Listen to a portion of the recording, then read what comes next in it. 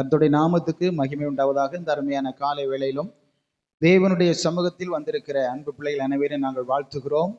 கர்த்தராய் இருக்கிற இயேசு கிறிஸ்து நம்மை ஆசீர்வதிப்பாராக, பலப்படுத்துவாராக. இந்த நாளிலும் ஒரு வசனத்தை வாசித்து நம்ம தியானிக்க போகிறோம். வாசிக்கலாம். அப்போஸ்தலர் நடபடிகள் 27வது அதிகாரம் 23 அதனுடைய 24வது வசனத்தை எல்லாரும் சேர்ந்து வாசிக்க போகிறோம். அப்போஸ்தலர் 27, 23, 24 வாசிப்போம். ஏனென்றால் என்னை ஆட்கொண்டவரும் நான் சேவிக்கிறவருமான தேவனுடைய தூதனானவன் இந்த ராத்திரியிலே என்னிடத்தில் வந்து நின்று, பயப்படாதே, நீ ராயனுக்கு முன்பாக நிற்க வேண்டும். இதோ உன்னுடனே கூட யாத்திரை பண்ணுகிற யாவரையும் தேவன் உனக்கு தயவு பண்ணினார். இன்னொரு வாசிங்க அந்த கடைசி வசனம். பவுலே, பயப்படாதே, நீ ராயனுக்கு முன்பாக நிற்க வேண்டும். இதோ உன்னுடனே கூட யாத்திரை பண்ணுகிற யாவரையும் தேவன் உனக்கு தயவு பண்ணினார் என்றான். கர்த்தருக்கே மகிமை உண்டாகட்டும். பயப்படாதேங்கிறதான தலைப்பில் பல அற்புதமான தேவனுடைய வார்த்தைகளை நம்ம தியானிக்க கர்த்தர் நமக்கு ஒவ்வொரு நாளும் கிருபை கொடுக்கிறார். தேவ சமூகத்தில் வந்து அவருடைய வார்த்தைகளை தியானிக்கும் பொழுதே நமக்குள்ளாக ஒரு மகிமை தேவன் அனுப்புகிறார். வாழ்க்கையில் இருக்கிற பயங்கள் எப்படிப்பட்ட விதத்தில் வந்தாலும் அந்த பயங்களை எல்லாம் கர்த்தருடைய வார்த்தையின் வல்லமையினாலே துரத்தி நம்முடைய வாழ்க்கையில மகிமை மேலே மகிமை தந்து கொண்டிருக்கிறார். இந்த வார்த்தையை கேட்டுக்கொண்டிருக்கிற எல்லாருக்கும் அப்படிப்பட்ட பயங்களிலிருந்து கர்த்தர் பூரண விடுதலை தந்து மகிமையோடு வாழ்வதற்கு தேவன் உதவி செய்கின்றார். அல்லேலூயா. இங்கே சொல்லுகிறார், பவுலை பார்த்து தூதன் சொல்லுகிறார், பவுலே, பயப்படாதே, நீ ராயனுக்கு முன்பாக நிற்க வேண்டும். இதோ உன்னுடனே கூட யாத்திரை பண்ணுகிற யாவரையும் தேவன் உனக்கு தயவு பண்ணினார் என்றான். நல்லா நீங்க கவனிங்க, அந்த வசனம் அழகாக சொல்லுகிறது. இப்போ பவுல் எப்படிப்பட்ட சூழ்நிலையில் அங்கே இருக்கிறான்னு சொன்னா, கப்பல் யாத்திரையிலே இருக்கிறார். என்ன யாத்திரையில இருக்கிறார்? கப்பல் யாத்திரையிலே இருக்கிறார். அவர் எங்கே பயணம் செய்கிறார் என்று சொன்னால், ரோமாபுரிவுக்கு பயணம் செல்கிறார். ஒரு கைதியாக கப்பலிலே பயணம் செய்கிறார். நன்றாக கவனிக்க வேண்டும். கைதியாக கப்பலிலே பயணம் செய்கிறார். பவுலோடு கூட 275 பேர் பயணம் செய்கிறார்கள். அதாவது பவுலோடு கூட சேர்த்து 276 பேர் அந்த கப்பலிலே பயணம் செய்து கொண்டிருக்கிறார்கள். அப்படி பயணம் செய்து கொண்டிருக்கிற நேரத்திலே பலவிதமான காற்றுகள் அவர்களுடைய கப்பல் யாத்திரை என்ன செய்கிறது? தடுக்கிறது. முதல் காற்று என்ன காற்று அப்படின்னு சொன்னா, அவர்களை தடை பண்ணுகிறதான ஒரு பெரிய காற்று அந்த கடலில் அடிக்கிறது. அவர்கள் எதிர்த்து போக முடியாத அளவுக்கு ஒரு எதிர்காற்று என்ன செய்கிறது? கப்பலுக்கு நேராக முகமுகமாக அவர்களுடைய யாத்திரையை தடை செய்யும்படி மோதிக்கொண்டிருக்கிறது எதிர்காற்று. இரண்டாவது, எதிர்காற்று அடித்து கொஞ்ச நேரத்தில் நின்று விட்டது. அதுக்கடுத்தால ஒரு தென்றல் காற்று அப்படியே இதமா அடிக்கிறது. அப்ப அவங்க நினைச்சாங்க, நம்மளை எதிர்த்த காற்று போய்விட்டது, இப்பொழுது ஒரு தென்றல் காற்று வந்து விட்டது என்று சொல்லி அவர்கள் நம்முடைய கப்பல் யாத்திரை ஆசீர்வாதமாக அமைந்து விட்டது என்று சொல்லி நினைக்கிற அதே நேரத்துல ஒரு பெரிய கடுங்காற்று, யூரோ கிளிதோன் என்கிறதான ஒரு கடுங்காற்று அப்படியே ரொம்ப கொடுமையா அந்த கப்பல் மேல மோதியது. அப்படி மோதின பொழுது அவர்களுடைய வாழ்க்கையில அவங்க என்ன நினைச்சாங்கன்னா, நம்ம உயிரோடு கூட நினைச்ச முடியாது, பிழைக்கவே முடியாது, இந்த கப்பல் யாத்திரையோடு கூட நம்முடைய வாழ்க்கை முடிவுக்கு வந்து விட்டது என்கிறதான ஒரு நினைவு அவர்களுடைய வாழ்க்கையில, அங்க இருக்கிற எல்லா மக்களுடைய வாழ்க்கையிலும் பயங்களை ஏற்படுத்தியது. அந்த பயம் பவுலையும் விட்டு வைக்கவில்லை. அல்லேலூயா சொல்லுங்க. கர்த்தருடைய ஊழியத்தை செய்கிற தேவனுடைய தாசனாய் இருந்த பவுல் பல அற்புதங்களை செய்த தேவனுடைய தாசன் இந்த கப்பல் யாத்திரையிலே ரோமாபுரிக்கு அழைத்து செல்லப்படுகிறார். கர்த்தருக்கு ஸ்தோத்திரம். அழைத்து செல்லப்படுகிறதான நேரத்திலே தேவன் ஏற்கனவே சொல்லி இருக்கிறார், என்னை குறித்து நீ ரோமாபுரியில் என்ன செய்யணும்? சாட்சி சொல்ல வேண்டியது இருக்கிறதுன்னு சொல்லி ஆண்டவர் அழைத்து தரிசனத்தை கொடுத்து வார்த்தைகளை கொடுத்து வாக்குத்தத்தமான காரியங்கள் எல்லாம் கொடுத்து அழைத்து அவர்களை முன்னேறும்படியாக அவர் கொண்டு சென்றாலும், இப்படிப்பட்ட பெரிய சிக்கல்கள், போராட்டங்கள், எதிர்காற்றுகள், கடுங்காற்றுகள், கொடுமையான சில விதமான சம்பவங்கள் எதிராக எழும்பி எதிர்க்கும் பொழுது இந்த பவுலுக்குள்ளாகவும் சற்றே ஒரு பயம் என்ன செய்கிறது? ஏற்படுகிறது. அங்க இருக்கிற எல்லா மக்களும் ஏற்கனவே பயந்து நடுங்கி கொண்டு இருக்கிறார்கள். ஆனா இந்த பவுலுக்கும் ஒரு பயம் ஏற்படுகிறது. அதனால்தான் கர்த்தருடைய தூதன் பவுலை பார்த்து சொல்லுகிறான், பவுலே, பயப்படாத, நீ ராயனுக்கு முன்பாக நிற்க வேண்டும். இதோ உன்னுடனே கூட யாத்திரை பண்ணுகிற யாவரையும் தேவன் உனக்கு என்ன செய்தாரு? தயவு பண்ணினார் என்று சொல்லி இந்த வார்த்தையை பவுலோடு கூட தேவதூதன் சொல்லுகிறதாக அமைகிறது. நல்லா நீங்க கவனிக்க வேண்டும். அடுத்தால சரி, இந்த கொடுங்காற்று ஒரு சில மணி நேர துளிகள்ல அது நின்று விட்டது. அடுத்தால கப்பல் யாத்திரை ஆசீர்வாதமாக இருக்கும் என்று நினைத்தால் ஒரு நல்ல துறைமுகத்துல போய் அவங்க தங்குறாங்க. அங்க நல்ல துறைமுகத்துல அவங்க தங்குகிற நேரத்துல அங்க இருக்கிற மக்களுடைய ஆலோசனைகளை கேட்டு, போச்சவருடைய ஆலோசனைகள்லாம் கேட்டு, இந்த இடத்துல நம்ம தங்கக்கூடாது, இந்த துறைமுகத்துல தங்கக்கூடாது, ஆகவே இன்னொரு துறைமுகத்துக்கு போவோம்னு சொல்லிட்டு அங்கிருந்து வேற துறைமுகத்துக்கு போறாங்க. கர்த்தருக்கு ஸ்தோத்திரம். நிறைய பேர் இருக்கிறாங்க. அதனால அந்த நாட்கள் எப்படிப்பட்ட நாட்கள்னா மழை நாட்களாக வேற காணப்படுகிறது. இந்த கொடுங்காற்று, கடுமையான காற்று, பயங்கரமான காற்று அடித்ததுனால நம்ம என்ன சாகத்தானே போறோம்னு சொல்லிட்டு யாருமே சாப்பிடல. பல நாட்களாக என்ன செய்யல, இந்த கப்பல் பயணத்துல யாருமே சாப்பிடாம அப்படியே உயிரை கையில பிடித்து கொண்டிருக்கிறார்கள். அப்படி இருக்கிற நேரத்துல இன்னொரு கடற்கரைக்கு பக்கமாக அவர்கள் செல்கிறார். சென்ற கடைசி நேரத்துல அந்த கப்பல் சொரிமணல் அகப்பட்டு, இப்பொழுது அவங்க என்ன நினைக்கிறாங்க, அகப்பட்டு விட்டபடினால் நடு இரவுல அவங்க அப்படியே கப்பலை நிப்பாட்டி சில தப்பிக்க முடியாய் பல யோசனைகளை பண்ணி தப்பிக்க செல்கிறார்கள். அவர்களை தப்பிக்க விடாதபடிக்கு பவுல் என்ன செய்கிறார், இவங்களை தப்பிக்க விட்டீங்கன்னா இந்த கப்பல்ல இருக்கிறவங்க எல்லாருமே என்ன செய்ய வேண்டியிருக்கும், சாக வேண்டியிருக்கும் அப்படின்னு சொல்லி ஒரு ஐடியா சொன்ன உடனே, ஆலோசனை சொன்ன உடனே அதை கேட்டு நூற்றுக்கு அதிபதி பல உபாயமான தந்திரமான ஆலோசனை பண்ணி பல காரியங்களை அவர் செய்கிறார். அப்படி செய்த பொழுது அந்த நடுக்கடல்ல அப்படியே அந்த சொரிமண்ணில சிக்கி அப்படியே அந்த கப்பல் நின்று கொண்டிருக்கிறது. காலை வேளையில பாக்குறாங்க அது இப்படி மாட்டி இருக்கிறது. அதுக்கப்புறம் கப்பல் யாத்திரை பண்ணிக்கொண்டே இருக்கிறாங்க. ஒரு இடத்துல அந்த கப்பல் மோதி அந்த பின்னணியும் எல்லாம் அப்படியே நெஞ்சது உடைந்து விட்டது. சில்லி சில்லியா நொறுங்கிட்டுன்னு சொல்லி கிராமத்தை சொல்லுவாங்க, அதே மாதிரி உடைந்து நொறுங்கி விட்டது. அவங்க தப்பிச்சு போறாங்க. நல்லா நீங்க கவனிக்கணும். கர்த்தருக்கு ஸ்தோத்திரம். இப்படி பயந்து கொண்டிருக்கிறதான சூழ்நிலைமைகள் அங்க என்ன நடக்குதுன்னு சொன்னா, கப்பல்ல இருக்கிற தளவாடங்கள், கப்பல்ல இருக்கிற பொருட்கள், கப்பல்ல இருக்கிறதான இவங்களுக்கு சாப்பிட வேண்டிய ஆகாரங்கள் எல்லாம், கர்த்தருக்கு ஸ்தோத்திரம், எல்லாமே அவங்க கடல்ல போட வேண்டிய சூழ்நிலை உண்டாகி விட்டது.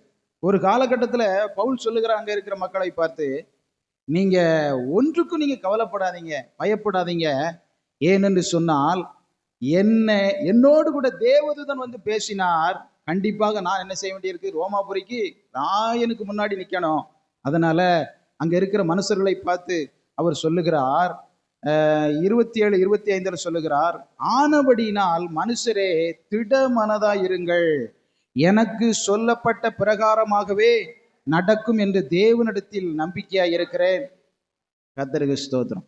என்னிடத்துல தேவதூதன் சொன்னபடி கண்டிப்பா என்ன செய்யும், நடக்கும். அதனால நீங்க பயப்படாதீங்க என்று சொல்லிட்டு அவங்களுக்கு முன்னாடி ஆகாரத்தை எடுத்து கர்த்தருடைய நாமத்தை ஸ்தோத்திரம் பண்ணி பவுல் என்ன செய்கிறார், இவரும் பட்டினி தான், பல நாட்கள் சாப்பிடாம இருந்ததுனால பிழைக்கணும் என்பதற்காக எடுத்து ஸ்தோத்திரம் பண்ணி சாப்பிடுகிறார். இவர் சாப்பிட்டதை பார்த்து அநேகர் திடனடைந்து எல்லாருமே சாப்பிட ஆரம்பிச்சிட்டாங்க. மறுநாள் காலையில தான் இப்படிப்பட்ட சம்பவங்கள் என்ன செய்கிறது, நடக்கிறது. எல்லாருமே கடல்ல விழுந்து அப்படியே தப்பித்து போகிறார்கள்.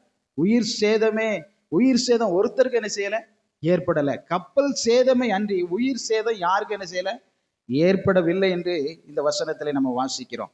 அப்ப நம்முடைய வாழ்க்கையில வருகிற பயங்கள், எதற்கு இந்த பயங்கள் எல்லாம் வருகிறது என்று சொன்னால், கர்த்தருக்கு ஸ்தோத்திரம், எல்லா நிலைமையிலையும் பயங்கள் வரும் பொழுது கர்த்தருடைய பிள்ளைகளாய் இருக்கிறவர்கள் கர்த்தரை நம்புகிறோமா, இல்லது கர்த்தரை விட்டு நம்ம அந்த நம்பிக்கையை விட்டு அகன்று விடுகிறோமா, இல்லது ஓடி விடுகிறோமா என்பதை குறித்து இந்த காரியம் நமக்கு கற்றுத்தருகிறது. இப்படிப்பட்ட கொடுமையான காற்றுகள், எதிர்காற்றுகள், தடை காற்றுகள் நம்முடைய ஆவிக்குரிய வாழ்க்கைக்கு விரோதமாய் நாம் முன்னேறாதபடிக்கு நம்மை தடை பண்ணுகிற அநேக வல்லமைகள் நமக்கு விரோதமாய் எழும்பி நின்றாலும், நம்மளை அழைத்த தேவன் உங்களுக்கு சில காரியங்களை சொல்லி, இப்படிதான் உன்னுடைய வாழ்க்கையில் நடக்கும், இப்படிதான் உங்க ஊழியத்திலே நடக்கும், இப்படிதான் உங்க குடும்பத்தில் நடக்கும் என்று சொல்லி ஒரு வார்த்தை கர்த்தர் உங்க உள்ளத்துல போட்டிருப்பார் என்று சொன்னா, ஒரு வசனத்தை தந்திருப்பார் என்று சொன்னால், ஒரு சொப்பனத்தை கர்த்தர் தந்திருப்பார் என்று சொன்னால், ஒரு தரிசனத்தை ஆண்டவர் உங்களுக்கு காட்டியிருப்பார் என்று சொன்னால், அதன்படியே நடக்கும். நம்ம என்ன செய்யக்கூடாது, தரிசனத்தின்படிதான் நடக்கும். அதற்கு விரோதமாய் என்னுடைய வாழ்க்கையில எப்படிப்பட்ட வல்லமைகள், போராட்டங்கள், எதிர்காற்றுகள், கொடுங்காற்றுகள், கடுங்காற்றுகள் தடை பண்ணினாலும் நான் முன்னேற வேண்டும் என்பதற்காகவே இப்படிப்பட்ட சம்பவங்கள் என்னுடைய வாழ்க்கையில் நான் முன்னேறாதபடிக்கு நடைபெற்றாலும் நான் முன்னேறுவேன்கிறதான ஒரு நம்பிக்கை வைக்க வேண்டும் என்பதற்காக இந்த வசனம் நமக்கு சொல்லுகிறது. அல்லேலூயா, கர்த்தருக்கு ஸ்தோத்திரம். அவர் சொல்லுகிறார், என் தேவனிடத்தில் நம்பிக்கையா இருக்கிறேன். இப்படிப்பட்ட பிரச்சனை நடக்கிறதே, போராட்டம் வருகிறதே, என்ன செய்யலாம் என்று சொல்லி இந்த வார்த்தையை நீங்கள் கேட்டுக்கொண்டிருக்கிறோம் நினைக்கலாம். கர்த்தர் உங்களுக்கு ஏற்கனவே சொன்னபடிதான் நடக்கும். அவர் சொல்லாதபடி ஒரு நாள் என்ன செய்யாது, நடக்கவே நடக்காது. அல்லேலூயா, சத்தம் ஒரு அல்லேலூயா சொல்லிடுவோமா? அவர் சொன்னபடிதான் நம்முடைய வாழ்க்கையில் நடக்கும் அப்படின்னா நம்ம நினைக்கலாம், இப்படி எதிராக சில காரியங்கள்லாம் நடக்கிறத, அது நடக்கத்தான் செய்யும். கர்த்தர் நமக்கு சொன்னபடிதான் நடக்கும். அல்லேலூயா. இது நடக்கிறதெல்லாம் ஒரு மாயை போல மறைந்து போய்விடும். பனி அடிக்கிறது காலையில, அது சூரியன் வந்த பிறகு காணாமல் போய்விடுகிறது போல நம்முடைய வாழ்க்கையில் வருகிற எவ்வளவு பெரிய பிரச்சனைகளா இருந்தாலும் நம்முடைய நீதியின் சூரியன் நம்ம மேல உதிக்கிறபடினால நம்மை அவர் பலப்படுத்துகிற கிறிஸ்துவாக இருக்கின்றார். அல்லேலூயா. அதனால தேவனுடைய பிள்ளைகளா இருக்கிற ஒவ்வொருவரும், பயந்து கொண்டிருக்கிற ஒவ்வொருவருக்கும் பவுல் சொல்லுகிறார், மனுஷரே திட மனதா இருங்கள். அல்லேலூயா. முதலாவது, பயப்படாமல் வாழ்வதற்கு அவர் சொல்லுகிற 2 காரியம். ஒன்று, திடமனதா இருங்கள். இரண்டாவது, நான் நம்பிக்கையா இருக்கிற என்னுடைய ஆண்டவரா இருக்கிற இயேசு கிறிஸ்து மேல நீங்களும் என்ன செய்யுங்க, உங்க நம்பிக்கையை வைங்கன்னு சொல்லிட்டு அந்த இடத்துல திடமனதோடு இருக்கிற ஒரு பவுலை நம்ம பார்க்கிறோம். உங்க சுற்றில இருக்கிற விசுவாச குடும்பங்கள், தேவ ஜனங்கள் பலவிதமான பிரச்சனைகள் மத்தியில, போராட்டங்கள் மத்தியில கலங்கி தவித்து வேதனைப்பட்டு பயப்பட்டாலும் நீங்க திடமனதா இருக்க வேண்டும் என்று இந்த வசனம் நமக்கு கற்றுத்தருகிறது. அல்லேலூயா. விசுவாச பிள்ளைகளா இருக்கிறவங்க, ஊழியம் செய்கிறவங்க திடமனதா இருக்க வேண்டும். சோர்ந்து போய் விடுவீர்கள் என்று சொன்னார். நீங்கள் அப்படியே பலவித காரியங்களை நினைத்து அப்படியே சோர்ந்து போய்விடுவீர்கள் என்று சொன்னால், நீங்க ஆபத்து காலத்தில் சோர்ந்து போவாயானால் உன்னுடைய பலன் குறுகினது என்று வசனத்திலே வாசிக்கிறோம். நம்முடைய பலன் எல்லாம் குறுகிறோம். ஆபத்து வந்திருக்கிறது, பிரச்சனை வந்திருக்கிறது, போராட்டம் வந்திருக்கிறது, நான் என்ன செய்வேன் என்று சொல்லி அந்த வேதனையை, சோதனை நினைப்பீர்கள் என்று சொன்னால் சோர்ந்து போய் நம்ம அப்படியே விழுந்து விடுவோம். ஆனால் இந்த வசனத்திலே வாசிக்கிறபடி பவுல் என்ன செய்கிறார்? திடமனதா இருங்கள். திடமனதா இருங்கள் என்று சொன்னவர், இவர் திடமனதா இருந்து திடமனதா இருங்கள் என்று சொல்லுகிறார். அல்லேலூயா.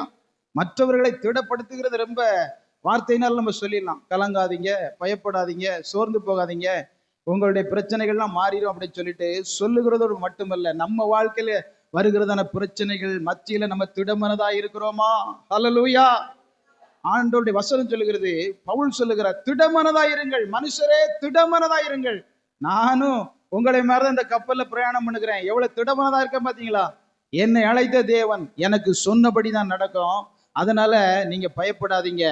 ஆண்டவர் ஏற்கனவே என்கிட்ட சொல்லி இருக்கிறாரு, இதோ உன்னுடனே யாத்திரை பண்ணுகிற யாவரையும் தேவன் உனக்கு தயவு பண்ணினார்.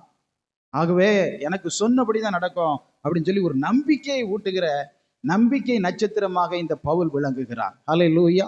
மற்றவர்கள் சோர்ந்து போயிருக்கும்போது, அசந்து போயிருக்கும்போது, வேதனையில இருக்கும்போது, கர்த்தருக்கு ஸ்தோத்திரம், நீங்க இதை இப்படி பண்ணியிருக்க கூடாது, அப்படி பண்ணியிருக்கணும் சொல்லுகிறத விட திடமனதா இருங்க, கர்த்தர் மேல நீங்க விசுவாசமா இருங்க, நம்பிக்கையா இருங்க என்று சொல்லி அவர்களுக்கு உற்சாகமான வார்த்தைகளை சொல்லி அவர்களை கர்த்தருக்கு நேராக திருப்புவது ரொம்ப மகிமையான ஆசீர்வாதங்களை நம்முடைய வாழ்க்கையிலும் அவர்களுடைய வாழ்க்கையில கொண்டு வரும். அல்லேலூயா. சத்தமா ஒரு அல்லேலூயா சொல்லுங்க. கர்த்தருடைய நாமத்துக்கு மகிமைப்படுவதாக. அப்போ நம்முடைய வாழ்க்கை எங்க பிரயாணப்படுகிறோம் சொன்னா, நம்ம இந்த பூமியில வாழ்கிற வாழ்க்கையிலிருந்து பரலோகம் நோக்கி நம்ம போய்கொண்டிருக்கிறோம். இந்த வாழ்க்கையில நம்ம யாத்திரை பண்ணுகிற எல்லா சூழ்நிலைமைகள்லையும் பலவிதமான வல்லமைகள் நம்மளை மேற்கொண்டு விடலாம், இவர்களை அடித்து விடலாம், மரண கட்டுகளை போட்டு இவர்களை கொன்று விடலாம் என்கிறதான ஒரு காரியங்கள் வரும்போது கூட நம்மளை அழைத்தவர் மேல நம்ம நம்பிக்கை கொண்டிருந்து எல்லா வல்லடிகளுக்கும் எங்களை விலக்கி பாதுகாக்கிறவர் என்னோடு கூட எங்கள் யாத்திரையிலே பயணமா எங்களோடு கூட என்ன செய்கிறார், வருகிறார்ங்கிற ஒரு நம்பிக்கை இருக்குமானால் நிச்சயமாய் அந்த நம்பிக்கை, அந்த திடமனது நம்மளை நிச்சயமாய் வாழ வைக்கும். அல்லேலூயா. சோர்ந்து போகாதீங்க, பலவீனப்பட்டு போகாதீங்க. கர்த்தர் உங்களை நிச்சயமாக உங்களுடைய நம்பிக்கையின்படியே உங்களை ஆசீர்வதிப்பார். திடமனதா இருங்க, பயப்படாதங்க என்று சொல்லி இந்த தேவதூதன் பவுலுக்கு சொன்னது போல இன்றைக்கு நமக்கு கால வேளையில கர்த்தர் சொல்லி கொண்டிருக்கிறார். இந்த வார்த்தைகளை கேட்டுக்கொண்டிருக்கிற எல்லாருக்குமே கர்த்தர் சொல்லுகிறார், பயப்படாதே. அப்படி நம்ம முழங்கால் படிடுவோமா? கர்த்தருடைய நாமத்துக்கு மகிமை உண்டாவதாக. கர்த்தருடைய நாமத்துக்கு ஸ்தோத்திரம். பவுலே, பயப்படாதே, நீ ராயனுக்கு முன்பாக நிற்க வேண்டும். இதோ உன்னுடனே கூட யாத்திரை பண்ணுகிற யாவரையும் தேவன் உனக்கு தயவு பண்ணினார். நீங்க பயப்படாதீங்க. கர்த்தருடைய நாமத்துக்கு ஸ்தோத்திரம். ஊழியம் செய்கிறவர்களே, தேவனுடைய விசுவாச பிள்ளைகளே, இந்த வார்த்தைகளை கேட்கிற நீங்கள் யாராய் இருந்தாலும் நீங்க பயப்படாதீங்க. உங்களை அழைத்தவர் உண்மையுள்ளவர். பலவிதமான காற்றுகள் அடிக்கலாம், பிரச்சனைகள் வரலாம், போராட்டங்கள் வரலாம். உங்களை அழைத்த தேவன் ஒரு வார்த்தையை உங்க வாழ்க்கையில, உங்க குடும்பத்துல, உங்களுக்கு தனிப்பட்ட முறையில சொன்னார் அல்லவா, அந்த வார்த்தையின்படி, வசனத்தின்படி தான் நம்முடைய வாழ்க்கையில நடக்கும். ஆகவே நீங்க பயப்படாதீங்க, திடமனதா இருங்கள் என்று சொல்லி, ஆமேன். பவுல் அங்கே இருக்கிற மக்களை திடப்படுத்தினது போல, நீங்கள் கர்த்தர் மேல நம்பிக்கையாக நான் இருக்கிறது போல நீங்களும் இருங்கள் என்று சொல்லி பவுல் சொன்னது போல, இன்றைக்கு நாம் அநேக மக்களிடத்திலே திடமனதாய் காணப்பட வேண்டும். நம்ம சோர்ந்து போய் விடக்கூடாது. குடும்பத்திலே 4 பேர் 5 பேர் இருக்கலாம், அவங்க சோர்ந்து போயிருக்கலாம். ஆனா உங்களுடைய வாழ்க்கையில் நீங்க சோர்ந்து போகவே கூடாது. நீங்க அப்படியே ஸ்தோத்திரம் தள்ளாடி விடக்கூடாது. தள்ளாடுகிற முழங்கால்களை பலப்படுத்துகிறவதான் நம்முடைய ஆண்டவர். கர்த்தருடைய நாமத்துக்கு ஸ்தோத்திரம் உண்டாவதாக. ஆகவே நான் தளர்ந்து போக மாட்டேன். தள்ளாட விடாத தேவனுடைய சமூகத்துல காத்திருந்து நான் ஜெயம் எடுப்பேன். எனக்கு சொன்னபடிதான் நடக்கும். இந்த உலகம் சொல்லுகிறபடி அல்ல, உன்னதராய் இருக்கிற இயேசு என் வாழ்க்கையில சொன்னபடிதான் நடக்கும். அவர் எனக்கு பல வார்த்தைகளை, சொப்பனங்களை, தரிசனங்களை தந்திருக்கிறாரு. அதன்படிதான் நடக்குங்கிற ஒரு நம்பிக்கை எனக்குள்ளாக இந்த கால வேளையில வந்திருக்குன்னு சொல்றவங்க நல்லா கையை தட்டி ஆண்டவருக்கு நாம் நன்றிகளை, மகிமையை கர்த்தர் ஒருவருக்கே நாம் செலுத்துவோம். ஹல்லேலூயா, ஹல்லேலூயா, ஹல்லேலூயா. மகிமை உமக்கே, மகிமை உமக்கே, மகிமை உமக்கே, உமக்கே மகிமை அப்பா. நன்றி அப்பா, நன்றி அப்பா, நன்றி அப்பா. ஹல்லேலூயா, ஹல்லேலூயா. எங்கள் அன்பின் ஆண்டவரே, பரலோகத்தின் பிதாவே, உமக்கு நாங்கள் நன்றி செலுத்துகிறோம். தர்மையான கால வேளையிலும் தேவனுடைய சமூகத்தில் நீங்க மீண்டும் எங்களுக்கு நல்ல வார்த்தைகளை தந்திருக்கீங்க. பயப்படாதே என்று சொல்லி, திடமனதாயிருங்கள் என்று சொல்லி, நம்பிக்கையாயிருங்கள் என்று சொல்லி, ஆண்டவர் அற்புதமான ஆசீர்வாதமான வார்த்தைகளை தந்திருக்கீங்கப்பா. ஆண்டவர் நாங்கள் பயப்படக்கூடாது, திடமனதாய் இருக்க வேண்டும், உங்க மேல நம்பிக்கையா இருக்க வேண்டும். ஆண்டவரே கிருபைகளை தாரும். அந்த வார்த்தைகளை கேட்டுக்கொண்டிருக்கிற அன்பு பிள்ளைகள் அனைவர் மேலும் பயங்கள் இருக்குமானா, வேதனைகள் இருக்குமானா, சோதனைகளை பார்த்து நடுங்கி பயந்து கொண்டிருப்பார்கள் என்று சொன்னார். எந்த வல்லமைகளும் இவர்களை மேற்கொள்ளாதபடிக்கு பாதுகாக்கிற தெய்வம் நீங்க கூடவே பயணம் செய்கிற தெய்வக்காக நன்றி செலுத்துகிறோம். ஆண்டவரே நீர் எங்களுடைய யாத்திரையில், எங்கள் பயணத்தில் கூடவே இருந்து எல்லா ஆலோசனைகளையும் தந்து வழி நடத்த எங்களோடு கூட வருகிற தயவிற்காக உமக்கு நாங்கள் நன்றி செலுத்துகிறோம். ஆண்டவரே பரலோகம் நோக்கி பயணம் செய்கிற எல்லா அன்பு பிள்ளைகளோடு கூட நீர் இருக்கிறீர் என்பதை இந்த வசனத்தின் மூலமாய் நாங்கள் கண்டுகொள்வதற்கு கர்த்தர் கிருபை கொடுத்திரே, உமக்கு நாங்கள் நன்றி செலுத்துகிறோம். எங்களோடு கூட பயணம் செய்கிற எங்கள் குடும்பம், எங்கள் சபையார், உண்மை சேர்ந்த சகல விதமான விசுவாச பிள்ளைகளும், ஊழியர் குடும்பங்களும் ஆண்டவரே பயணம் செய்யும்படியான கிருபைகளை தந்திருக்கிறேன். பயணத்திலே எந்த கலக்கங்கள், பயங்கள் வந்தாலும் நாங்கள் முன்னேறுவதற்கு உம்முடைய வல்லமைகளை நிரப்பி வழிநடத்துகிற கிருபைகளுக்காய் நன்றி. தொடர்ந்து எங்களோடு கூட பயணம் செய்கிற எல்லாரையும் கர்த்தர் ஆசீர்வதிங்க. தொடர்ந்து உம்முடைய நல்ல நாம ஒன்றை மகிமைப்படட்டும். இந்த வார்த்தைகளை கேட்ட அன்பு பிள்ளைகள் அனைவரையும் நீங்க ஆசீர்வதிங்க, பலப்படுத்துங்க. எங்கள் ஆண்டவர் இயேசு கிறிஸ்துவின் உன்னதமான நாமத்தில் ஜெபிக்கிறோம் எங்கள் ஜெபம் கேளும் நல்ல பிதாவே. ஆமென், ஆமென். ஹல்லேலூயா.